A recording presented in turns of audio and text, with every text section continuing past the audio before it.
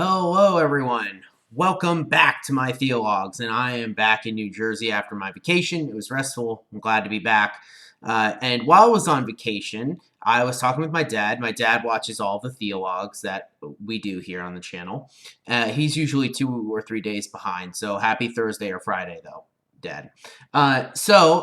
We were talking, and he said he really likes a lot of the Theologs that we do, and he said he likes all of them, right? He was very clear. I like all of them.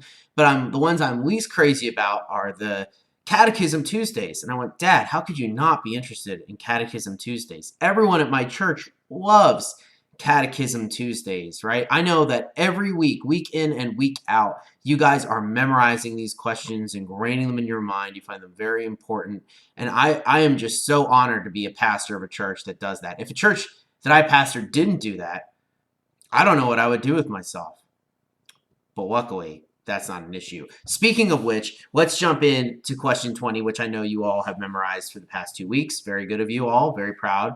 Not embarrassed at all. So the question 20 is, did God leave all mankind to perish in the estate of sin and misery? And remember, this is talking about whether or not we were caught in a state of sin and misery, right? So did God leave us in our state of sin and misery? And the answer is God, having out of his mere good pleasure from all eternity, elected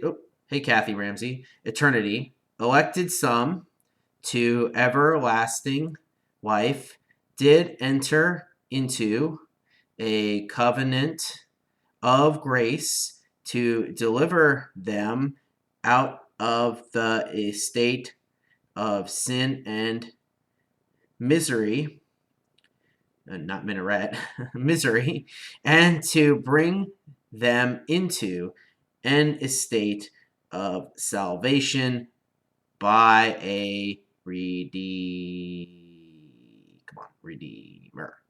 Nail it. All right, next question. Who is the redeemer of God's elect?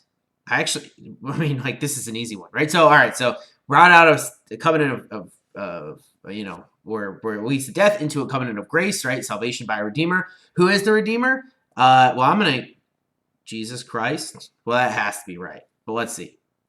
Let's see what the answer is. The only redeemer of God's elect is the Lord Jesus Christ, who, being the eternal Son of God, became man, and so was and continueth to be God and man in two distinct natures, one person forever. So this is not just saying who is it, but it's really defining who Jesus is, right? So he's the only one who can redeem us. That's pretty, that's classic. This is all classic Christian theology, right? Only Jesus can redeem us. Jesus is the Son of God, right? And he became man when he, and Christmas, right? When he took on flesh. And so was and continueth or continues to be God and man in two distinct natures, right? He's both human and divine, and they're not mixed, right? They're distinct, and one person forever, right? So he is Lord. He's going to last forever. And that's it. It's a little, you could just say Jesus, right? That's always the easy Sunday school answer, but that's not, what they want. They want the kids, when they were memorizing this, to really understand who Jesus was, right? So that's why we have a longer answer. So you can think about that over the next week, and I will join all of you in memorizing that. So I'll see you guys tomorrow for my next Theolog. Good to be back. Peace out.